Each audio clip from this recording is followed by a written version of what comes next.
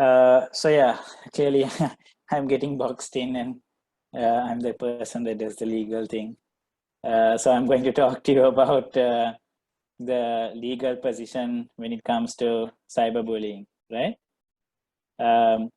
So if you were paying any attention to our discussion on privacy, yeah, you guessed it. We don't have any laws directly governing cyberbullying either, right? But apparently, we still, like, we have this law of a penal code, right?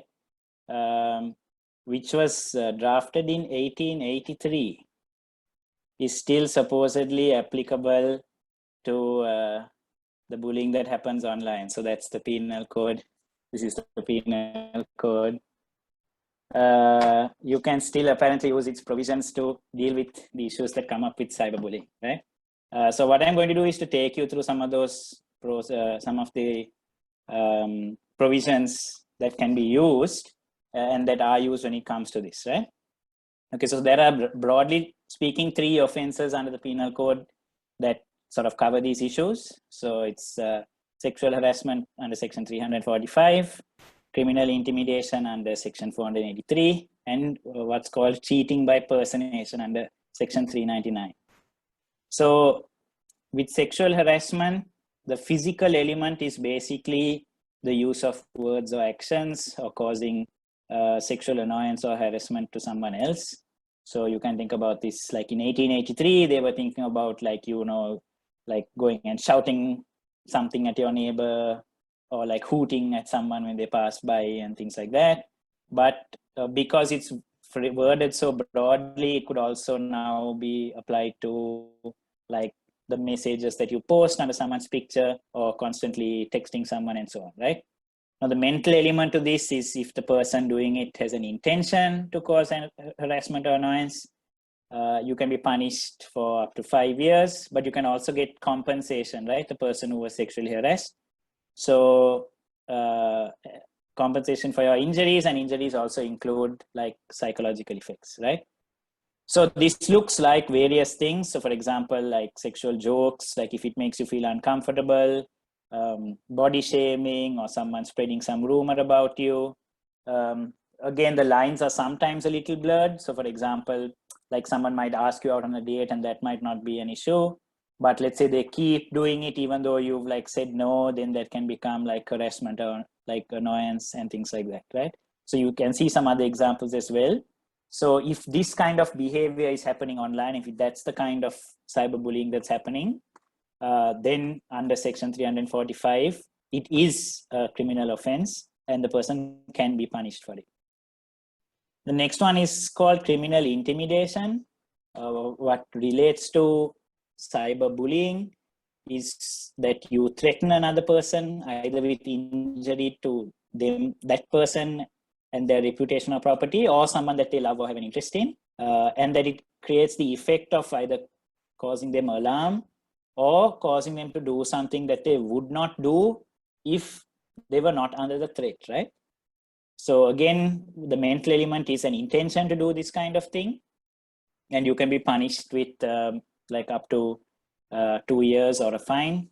So again, like this, like a threat to hurt you, or threatening sexual violence, or blackmail. If someone says like, I'm going to do this if you don't do what I say, or if someone says I'm going to hurt your family, or like I'm going to like pick up like a sibling or something, like, or hurt a parent, if you even report anything about what I'm going to, or what we've been talking about, that all counts as criminal intimidation, right?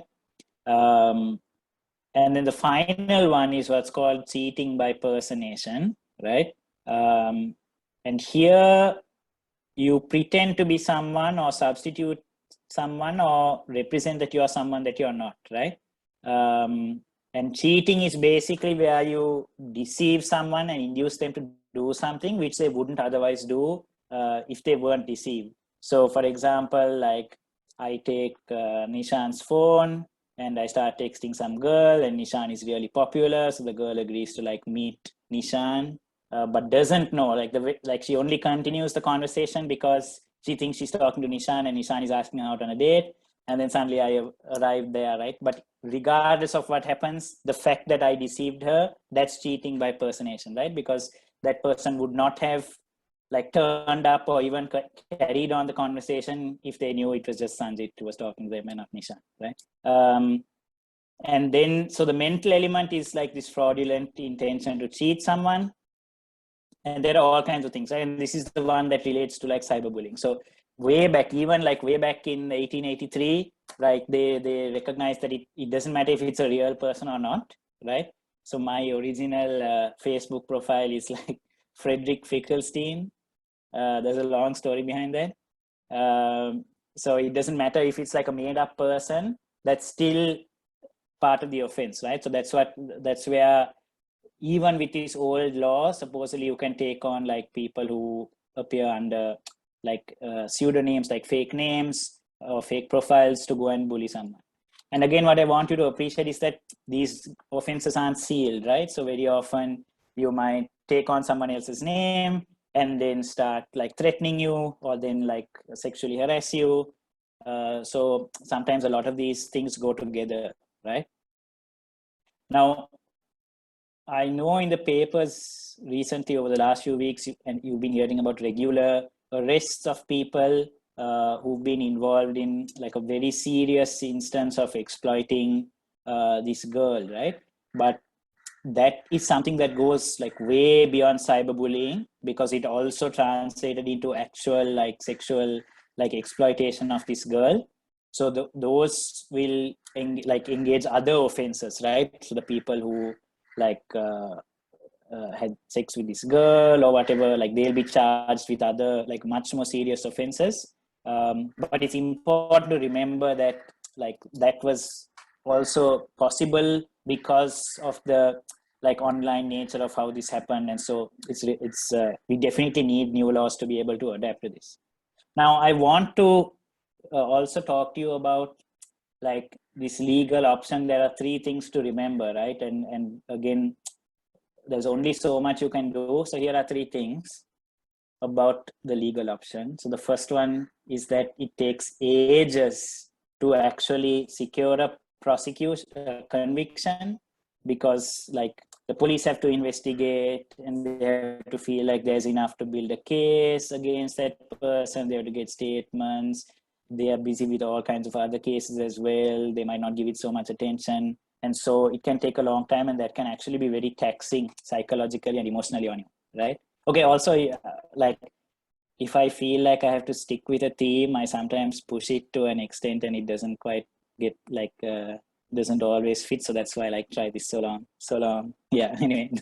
So the second one is that sometimes reporting an incident, even though it might not actually result in a conviction, and that might not be your goal. Like if it's very serious and it's upsetting you, like if your harasser knows that you have actually gone to the police, that might cause them to actually back off, right? Like they might suddenly realize that, okay, now the police are also looking for me.